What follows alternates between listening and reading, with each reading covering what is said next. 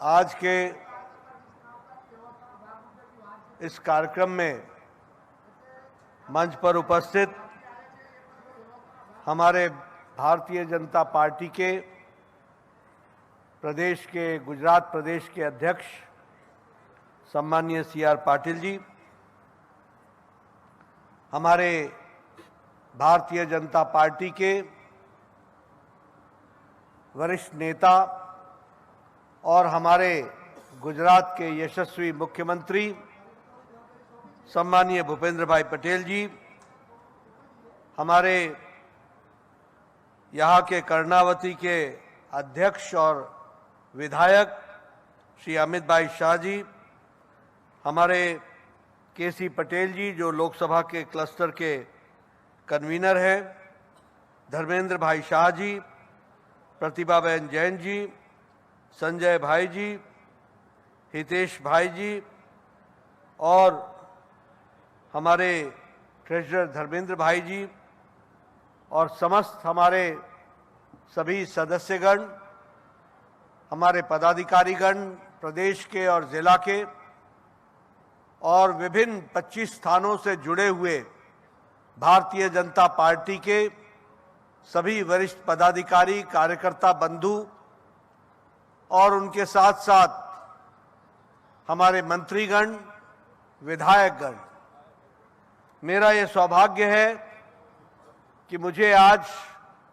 गांधीनगर में भारतीय जनता पार्टी के 2024 के चुनाव के दृष्टि से जो लोकसभा के कार्यालय की व्यवस्था बनाई गई है, यहाँ गांधीनगर में भी और ऐसे ही अन्य 25 स्थानों पर यानी 26 के 26 लोकसभा क्षेत्र में हम कार्यालय का श्री गणेश कर रहे हैं। इस कार्यक्रम में इतनी बड़ी संख्या में सभी कार्यकर्ता डिजिटल माध्यम से, वर्चुअल माध्यम से जुड़े हैं। सबसे पहले तो मैं आप सबका हार्दिक अभिनंदन करता हूं, स्वागत करता हूं इस कार्यक्रम में शामिल होने के लिए। और साथ ही साथ मैं CR पाटिल जी को और भूपेंद्र भाई को और गुजरात की टीम को बधाई देता हूं कि उन्होंने लोकसभा चुनाव के श्री गणेश होने से पहले ही भारतीय जनता पार्टी के लोकसभा के चुनाव के कार्यालयों का आज से श्री गणेश कर दिया है। इसके लिए भी मैं विशेष करके बधाई देता हूं। मुझसे अभी जब मैं कार्यालय का उद्घाटन करके बाहर आया तो मुझसे पत्रकारों ने पूछा कि आप अभी तो चुनाव घोषित नहीं हुए और कैंडिडेट की बात भी अभी दूर है और आप कार्यालय घोषित कर रहे हैं। तो मैंने उनसे कहा, BJP first, Gujarat first, and we have to make under Prime Minister Modi, India first, we have to go forward. इसलिए आप सबको विशेष करके बधाई कि भारतीय जनता पार्टी ने, गुजरात प्रदेश ने पहल की है और फर्स्ट होकर के इस काम को आगे बढ़ाया है। मित्रों, इस देश के सांस्कृतिक विरासत में, धार्मिक विरासत में, आध्यात्मिक विरासत में, राजनीतिक विरासत में गुजरात प्रदेश का एक अपना अनूठा योगदान है। अगर हम बात करें तो गुजरात ने अनेकों आध्यात्मिक नेताओं को देश दुनिया को प्रज्वलित करने के लिए, प्रकाशित करने के लिए इस गुजरात की भूमि ने दिया है। अगर हम बात करें तो सामाजिक कुरीतियों से लड़ने के लिए सामाजिक नेतृत्व को भी देने का दम और साहस अगर किसी प्रदेश ने दिखाया है तो अनेकों सामाजिक दृष्टि से परिवर्तन लाने वाले नेतृत्व भी गुजरात से पैदा हुए, गुजरात की धरती से पैदा हुए।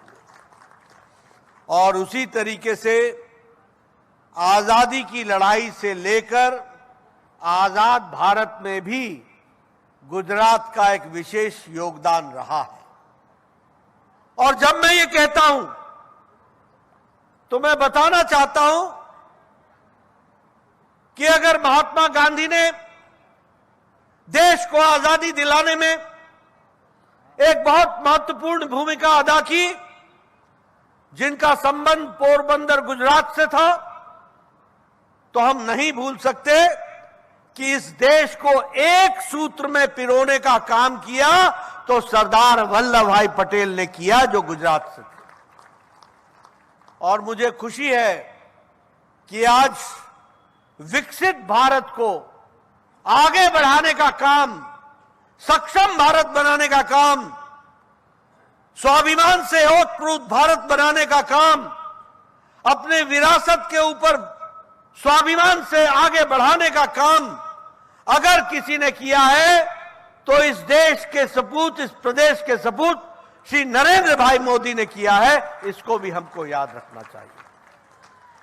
ऐसे पवित्र भूमि पर मुझे जब आने का सौभाग्य मिलता है और आने वाले 2024 के चुनाव के लिए जब लोकसभा के कार्यालयों का श्री गणेश करने का सौभाग्य मिलता है, तो मैं यह भी कह सकता हूं कि यह चुनाव में गुजरात पहले भी 26 में से 26 था, उससे पहले भी 26 में 26 था और 2024 में भी 26/26, 26 आउट ऑफ 26 रहने वाला है। इसको हमको समझने की आवश्यकता है। मित्रों, आज ये हमारा सौभाग्य है, हम भारतीय जनता पार्टी के कार्यकर्ताओं के लिए ये सौभाग्य है कि आज हमारे पास ऐसा नेता है जिसकी दुनिया में रेटिंग 76%, हाईएस्ट पॉपुलैरिटी अगर किसी की है तो वो हमारे नेता नरेंद्र भाई मोदी जी की है। उसको हमको याद रखना चाहिए। और ये हमारा सौभाग्य बन जाता है कि वो दुनिया के नेता तो हैं ही, देश के प्रधानमंत्री और देश के नेता तो हैं ही, सबसे पॉपुलर नेता हैं, सबसे ज्यादा लोगों में जाने जाने वाले नेता है, लेकिन वह भारतीय जनता पार्टी के नेता है। यह हमारा सौभाग्य है। और उनके नेतृत्व में जब हम 2024 के चुनाव में जा रहे हैं, तो मैं एक बात और भी कहना चाहता हूं, जो मैं भूपेंद्र भाई पटेल जी से, मुख्यमंत्री जी से कर रहा था, CR पाटिल जी से कर रहा था, कि गुजरात के कार्यकर्ताओं को बहुत फख्र महसूस होना चाहिए। They should feel elevated and they should feel privileged. दोनों उनको महसूस होना चाहिए। उनको गौरव भी महसूस होना चाहिए और उनको यह विशेष स्थान मिला है, इसका भी उनको गौरव होना चाहिए।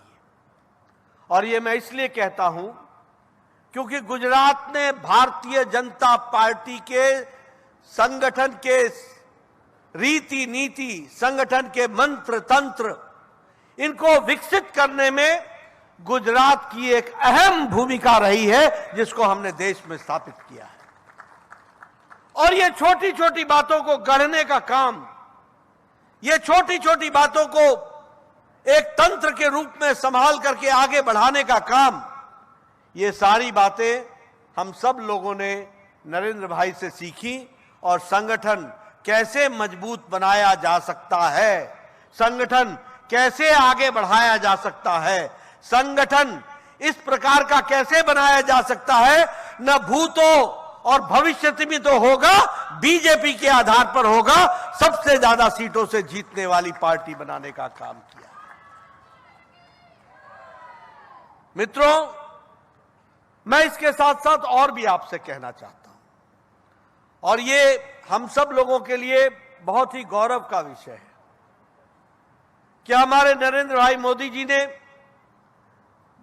देश की, भारत की राजनीति की संस्कृति को बदल डाला है।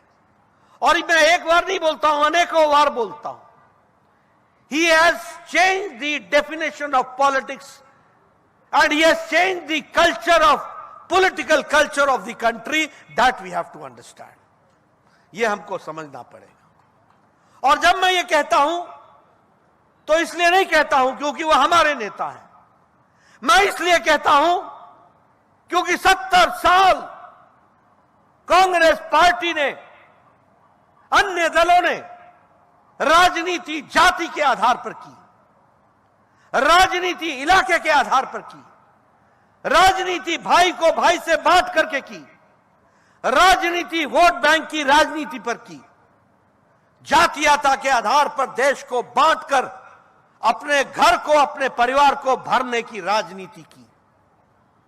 लेकिन नरेंद्र भाई मोदी जी जब से भारत के प्रधानमंत्री बने, देश की राजनीति का डेफिनेशन बदल गया और अब देश में राजनीति वही करेगा जो अपने काम के आधार पर रिपोर्ट कार्ड लेकर के जनता में जाएगा और उसके आधार पर राजनीति करेगा। आज अकाउंटेबिलिटी की राजनीति हो गई, आज क्रेडिबिलिटी की राजनीति हो गई, आज लीडरशिप की क्रेडिबिलिटी के प्रश्न पर लोगों ने वोट देना तय कर लिया। आज पार्टी के कार्यशैली पर और कार्य करना पर, कार्यकलाप पर वोट देना शुरू कर दिया। अभी अभी देखिए, ये कांग्रेस के नेता, ये इंडिया अलायंस, ये लोग क्या कह रहे थे? ये कह रहे थे जातीय जनगणना, जातीय जनगणना। इनको जाति से मतलब नहीं थी, जाति जनगणना पर वोट लेने की और वोट गर्म करने की राजनीति थी। भारतीय जनता पार्टी ने जातीय जनगणना को सही ठहराया, बोला ठीक है, हम इसके साथ हैं। लेकिन हमारे प्रधानमंत्री मोदी जी ने कहा भारत में सिर्फ 4 जातियां हैं और 4 जातियां हैं ज्ञान, जी फॉर गरीब, वाई फॉर युवा, ए फॉर अन्नदाता किसान और एन फॉर नारी शक्ति। यही 4 जातियां हैं जिनके लिए हमको काम करना है। यानी देखिए, इंडिया अलायंस जाति के नाम पर देश को बांट रहा था और मोदी जी ने ज्ञान के नाम पर देश को एक इकट्ठा करने का काम किया है। युवा है तो सारे देश के, किसान है तो सारे देश के, नारी शक्ति है तो सारे देश की, अगर गरीब है तो वो अगर गुजरात में है तो वो असम में भी है, वो केरल में भी है। सभी गरीब की चिंता करना ये हमारा धर्म बनता है, यही जाति है, इसको लेकर के आगे बढ़ना है। इसलिए प्रधानमंत्री मोदी जी ने देश को एक नई संस्कृति के साथ जोड़ने का काम किया है। और उसी तरीके से अगर हम कहें, यहां गुजरात में आप तो बड़े सौभाग्यशाली हैं। मैं अगर बात करूं किसानों की, तो आपके यहां तो सुजलाम सुफलाम तभी आ गया था जब वो गुजरात के मुख्यमंत्री थे। और उस समय आपको जानकर के खुशी होगी कि लगभग 250% भूमि उनके जमाने में उसको इरिगेटेड लैंड, यानी जो नहर से पानी पहुंचाया जा सके, ये नहर का पहुंचाने का काम उस समय हुआ है। और उसी तरीके से अगर हम देखें तो कॉटन का, रुई का, कॉटन का 35% इजाफा उस समय कॉटन का प्रोडक्शन बढ़ा, यह भी हमको ध्यान में रखना चाहिए। अगर मैं मिल्क प्रोडक्शन की बात करूं तो आज गुजरात सिर्फ मिल्क प्रोडक्शन में 1 ट्रिलियन रुपीस का बिजनेस, डेयरी बिजनेस से करता है और देश में गुजरात नंबर 1 खड़ा है। अगर मैं बात करूं हेल्थ केयर की, तो आपके यहां मुख्यमंत्री अमृतम योजना जो उस समय चलाई गई और बाद में खिलखिलाहट, संजीवनी, और जब वो प्रधानमंत्री बने तो उनके नेतृत्व में मुझे ही स्वास्थ्य मंत्री के रूप में आयुष्मान भारत देने का काम करने का मौका मिला, तो उस समय हमको मिला। मित्रों, ये छोटी घटना नहीं है। यहां एमएलए बैठे हैं, यहां एमपी बैठे हैं। आप लोगों में से भी बहुत से लोग एमएलए रहे होंगे। आज से 20 साल 10 साल पहले आप क्या बोलते थे कि मैं मुख्यमंत्री जी इन्हें 1.5 लाख रुपए देने की कृपा कीजिए, इसका बाईपास होना है, इसको स्टंट लगना है, इसको 5 लाख देने की कृपा कीजिए, ये गरीब आदमी है, इसकी किडनी का ऑपरेशन होना है, इसका लिवर ट्रांसप्लांट होना है। ऐसी अर्जियां लेकर के हमारे एमएलए जाते थे कि नहीं जाते थे? लेकिन प्रधानमंत्री मोदी जी ने कहा यहां अमृतम योजना में 2 लाख का इलाज मुफ्त किया गया, और जब वो देश के प्रधानमंत्री बने तो आज हम कह सकते हैं कि आयुष्मान भारत में 50 करोड़ लोग, भारत की 40% की गरीब आबादी जो थी, उसको 5 लाख रुपए हर साल गरीबी के गंभीर बीमारी से लड़ने का इलाज का काम किया। और यहां तो आपने उसमें और जोड़ दिया, और उसमें और 5 लाख रुपए जोड़ दिया। 10 लाख रुपए आपने इस कार्यक्रम के तहत देने का तय किया है। यह बताता है कि किस तरीके से आज गरीब आदमी अपने स्वास्थ्य के बारे में अब चिंता नहीं करता है। और यह जाति के आधार पर नहीं दिया जा रहा है, यह गरीबी के आधार पर दिया जा रहा है।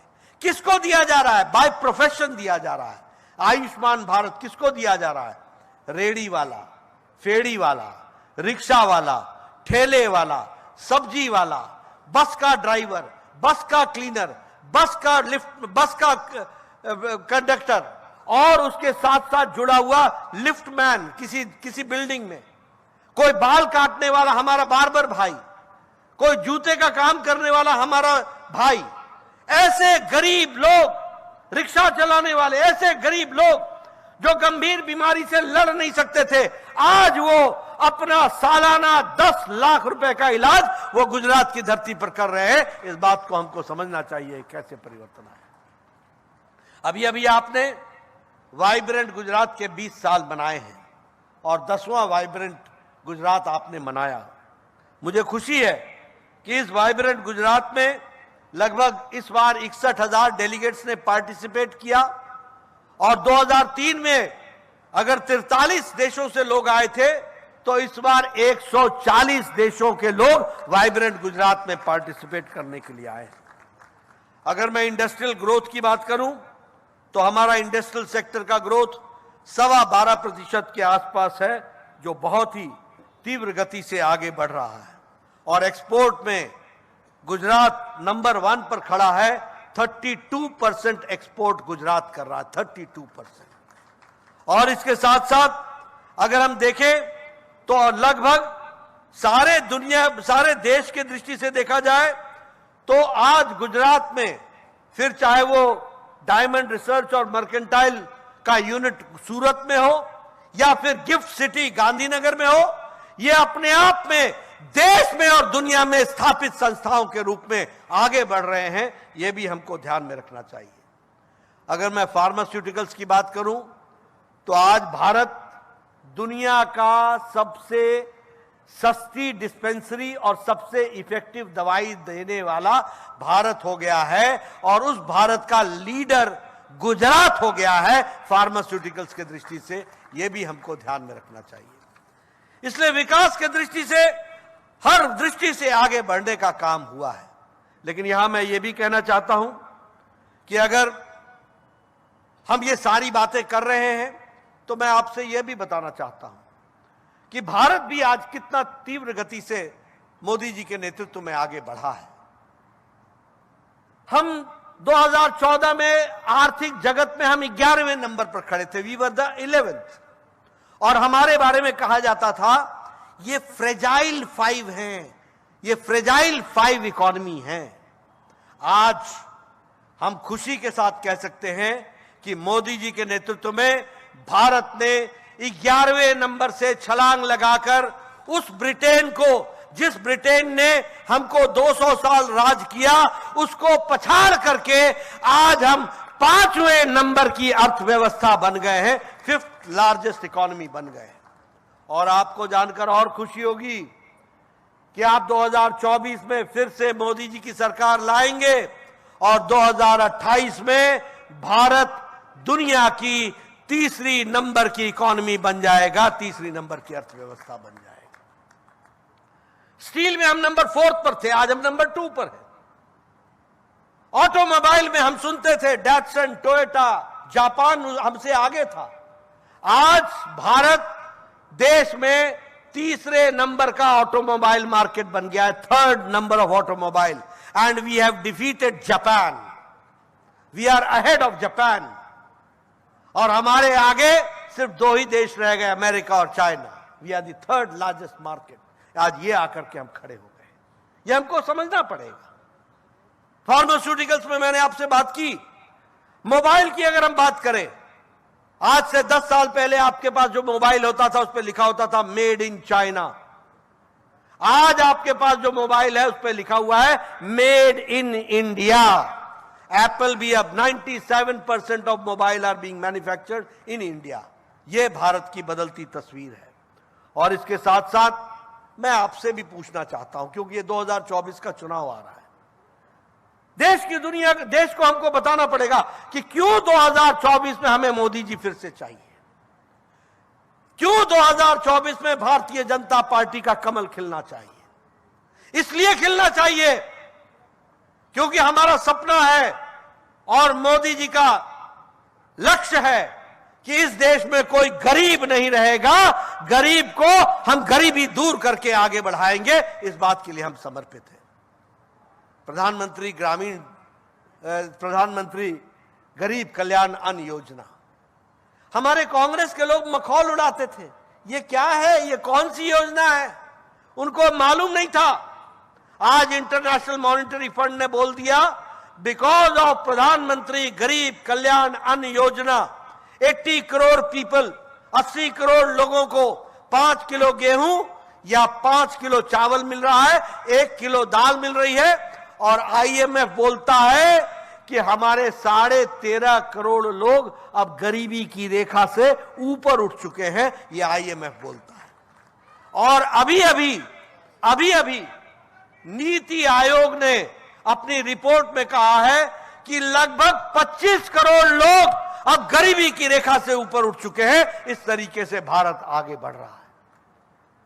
प्रधानमंत्री आवास योजना, कभी सोचा था कि गरीब को कोई पक्का छत मिलेगा? आज 4 करोड़ लोगों को छत मिल गया है।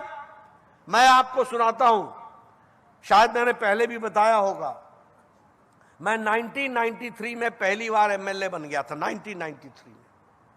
और 1993 में मेरे बीडीओ साहब, ब्लॉक डेवलपमेंट ऑफिसर साहब मेरे पास आया करते थे और मुझसे कहते थे, नड्डा जी आप बताओ, आपको एक पंचायत में 2 इंदिरा आवास योजना मिली है, किसको दें, किसको देना है? मैं बोलता था, भैया बीडीओ ये तू अपने पास ही रख, मैं किसको बांटूंगा? 100 बीमार 1 अनार, कहां चलेगा काम? हम क्या करेंगे? ये 2 मकान को लेकर के किसको देंगे? आज मुझे खुशी है कि मोदी जी के नेतृत्व में 4 करोड़ मकान प्रधानमंत्री आवास योजना में बनकर के तैयार हुए। एक पंचायत में 25-25, 30-30, 40-40 मकान बन रहे हैं। आप कभी गांव में जाइए तो जरूर पूछो कि कोई प्रधानमंत्री आवास योजना का मकान है, जाके देखो वो पक्का मकान कैसा है, पक्की छत कैसी है। और मोदी जी का सपना है कोई कच्चे मकान में नहीं रहेगा, सबको पक्का मकान दिया जाएगा। ये बदलता भारत है। इसलिए 2024 में मोदी जी को लाना है और हमको कमल का निशान खिलाना है। हम बात करें अगर अन्य योजनाओं की बात करें, उजाला योजना, उज्ज्वला योजना, विकसित भारत की तरफ बढ़ने की योजना, ये सारी योजनाओं को, जल जीवन मिशन, आप तो शहर से हैं, शहर में तो अगर पानी ना आए तो त्राही त्राही मच जाए, इसलिए आपके यहां दिक्कत नहीं होती। लेकिन मैं तो गांव से आता हूं, मेरी माताएं, मेरी बहनें 2-2 किलोमीटर पहाड़ से नीचे उतर करके किसी पोखर और तालाब से पानी भरती थी और फिर घड़ा उठा करके 2-2 किलोमीटर ऊपर जाकर के अपने घरों में वो पानी पहुंचाती थी। 4-4 घंटे दिन के लगते थे उनको पानी पहुंचने के लिए। आप सोचिए कि मोदी जी ने किस तरीके से उनका परिवर्तन किया। आज हर घर जल, हर घर नल, इस कार्यक्रम को आगे जल जीवन मिशन में बढ़ाने का काम किया है। और इसीलिए यह जरूरी है कि हम सब लोग भारतीय जनता पार्टी को आगे बढ़ाने में और पूरी ताकत से आगे बढ़ाने में हम काम करें। मैं टेररिज्म की बात करूंगा, मैं सुरक्षा की बात करूंगा। मैं बॉर्डर के इलाके से आता हूं, मुझे मालूम है, आप सबको सिर्फ सुना रहा हूं मैं आपके ध्यान में लाने के लिए। पहले जब बॉर्डर पर झगड़ा होता था और पाकिस्तान से गोली चलती थी, तो मुझे याद है हमारे यहां एक जगह है नगरोटा, तो बॉर्डर पर खड़ा सिपाही नगरोटा इन्फॉर्म करता था। नगरोटा वाले चंडी मंदिर इन्फॉर्म करते थे। चंडी मंदिर है जो हमारा वेस्टर्न हाई कमांड का हेडक्वार्टर है, और चंडी मंदिर दिल्ली को हेडक्वार्टर को बताता था कि वहां गोली चली है, और दिल्ली बोलता था रुको हम आपको जवाब देंगे। जब तक जवाब देते थे तब तक हमारे जवान वहां चुपचाप अपने बंदूकें लेके खड़ा रहते थे। जब से मोदी जी आए हैं सीधे सीधे ऑर्डर हो गया है, जिस झुरमुट में से भी गोली की आवाज निकले उस झुरमुट को शांत कर देना और तब आकर के हमको रिपोर्ट करना, यह अंतर है। अगर उरी में पाकिस्तान ने हिमाकत की तो 10 दिन के अंदर सर्जिकल स्ट्राइक मोदी जी के नेतृत्व में हुआ। अगर पुलवामा में अगर कोई हरकत की तो 10 दिन के अंदर एयर स्ट्राइक हो गया और पाकिस्तान को मुंह तोड़ जवाब दिया गया। यह परिस्थिति आकर के खड़ी। हम पहले क्या सुनते थे? Bombay blast, train blast, suburban blast, Delhi blast, Batla house case, Mumbai blast, Taj hotel के अंदर एक तरीके से मैसेकर होना, Ahmedabad blast, Varanasi blast, Prayagraj blast, यह हम ब्लास्ट सुनते थे। आज हम खबर क्या सुनते हैं कि एक बहुत बड़ा टेररिस्ट पहले पकड़ा गया, एक वहां पकड़ा गया, एक वहां पकड़ा गया। आज सुरक्षित भारत के रूप में प्रधानमंत्री मोदी जी के नेतृत्व में आज भारत खड़ा है और सुरक्षित है, और उस दृष्टि से हम आगे बढ़ रहे हैं, यह भी हमको समझ लेना चाहिए। मित्रों, मैं आपका ज्यादा समय नहीं लूंगा, लेकिन एक बात आपको जरूर बोलना चाहूंगा। आजकल ये हम राम मंदिर का कल प्राण प्रतिष्ठा आदरणीय प्रधानमंत्री जी के कर कमलों द्वारा हुआ है। ये हम लोगों के लिए ये एक ऐतिहासिक घटना है, और मैं कहूंगा कि आप और हम बड़े भाग्यशाली हैं जिनको ये घटना अपनी आंखों से देखने का सौभाग्य मिला है। इसको हमको समझ लेना चाहिए। 500 साल का संघर्ष, 500 इयर्स का स्ट्रगल, एक शताब्दी में कम से कम 5 से 6 पीढ़ियां गुजर जाती हैं। आप सोचिए 500 साल में कितनी पीढ़ियां गुजर गई। हमारा सपना था, कल अपनी आंखों से हमने राम लल्ला को प्रधानमंत्री मोदी जी के कर कमलों द्वारा वहां पर प्राण प्रतिष्ठा के साथ विराजमान होते देखा। यह हम सबके लिए सौभाग्य है। मित्रों, ये आज सारा देश राममय है। आज सारा देश भारत माता की जय, जय श्री राम के नारे लगा रहा है।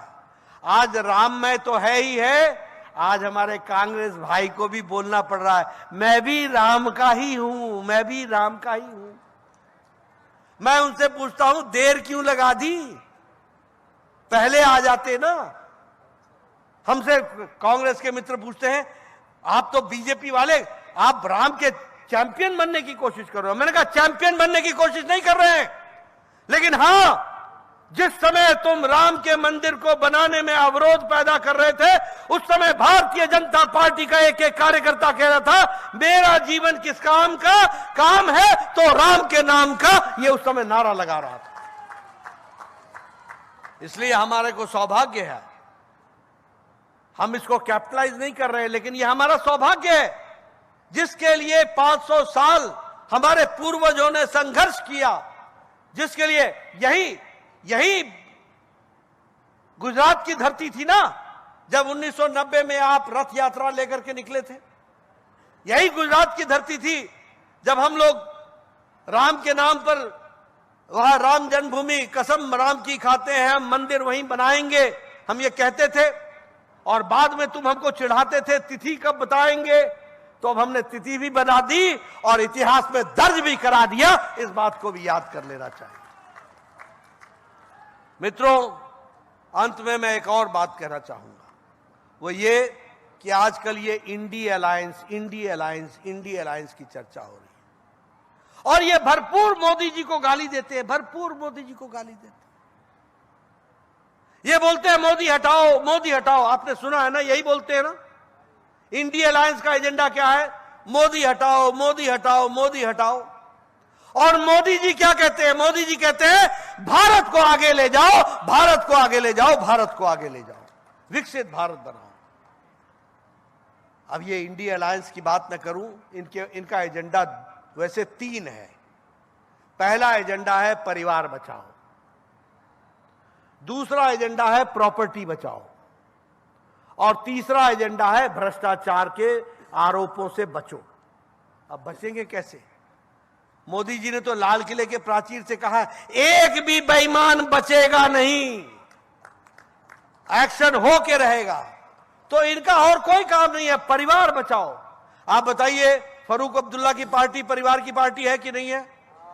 आप बताइए, मुफ्ती मोहम्मद की बेटी महबूबा मुफ्ती परिवार की पार्टी है कि नहीं है?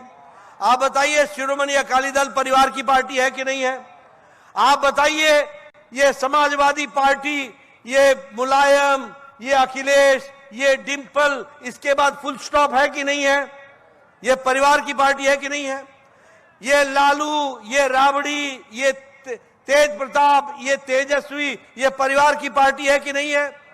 ये बताइए, बंगाल में पीसी का मतलब बुआ, बुआ का मतलब ममता और भाईपो, भाईपो का मतलब भतीजा, बुआ और भतीजे की पार्टी है कि नहीं है? आप बताइए कि जगन की पार्टी परिवार की पार्टी है कि नहीं है? आप बताइए,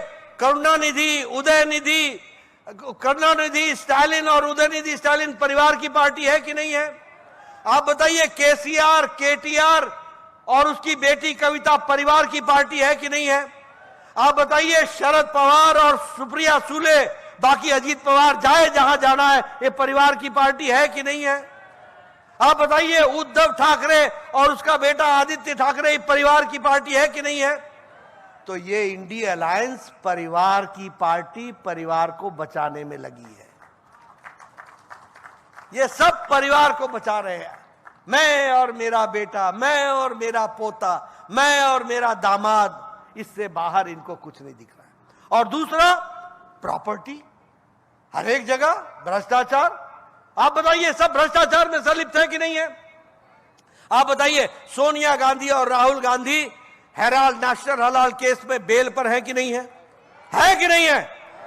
आप बताइए, आप बताइए, शरद पवार पर केस है कि नहीं है? आप बताइए, फारूक अब्दुल्ला पर केस है कि नहीं है? आप बताइए, लालू यादव पर केस है कि नहीं है? आप बताइए, अखिलेश पर केस है कि नहीं है? आप बताइए, गोमती फ्रंट पर भ्रष्टाचार हुआ कि नहीं हुआ? आप बताइए, ये ममता के सारे मंत्री भ्रष्टाचार में संलिप्त है कि नहीं है? तो ये भ्रष्टाचार बचाओ अभियान है इंडी का। भ्रष्टाचार में, ये भ्रष्टाचार में लगे हुए लोग हैं और इसलिए हम सौभाग्यशाली हैं, यहां जो बैठे हुए लोग हैं। अभी मैं धारा 370 की आपसे बात करता हूं। अगर सरदार पटेल जी ने एक एक सूबे को पिरोने का काम किया तो उसमें जो छूट गया था जम्मू कश्मीर, उसको मोदी जी की इच्छा शक्ति ने और अमित शाह की रणनीति ने धारा 370 को धाराशाही करके उसको भी हम एक उसमें पिरोने का काम किया। इसलिए मित्रों, आपका ज्यादा समय न लेता हुआ मैं आपसे सिर्फ एक ही बात कहना चाहता हूं कि BJP first, Gujarat first, and under Modi ji we have to make India first and विकसित भारत, उसके तरफ हमको आगे बढ़ना है।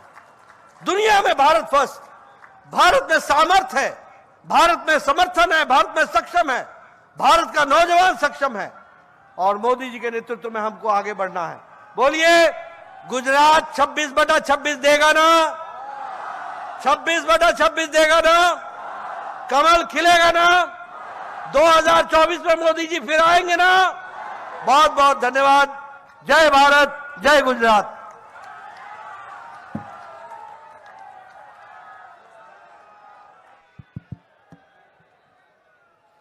बहुत बहुत माननीय अध्यक्ष जी, मैं समग्र गुजरात प्रांत की ओर से आपका तहे दिल से शुक्रिया अदा करता हूं, ताकि आपने गुजरात की सरकार और गुजरात के Subscribe now and press the bell icon.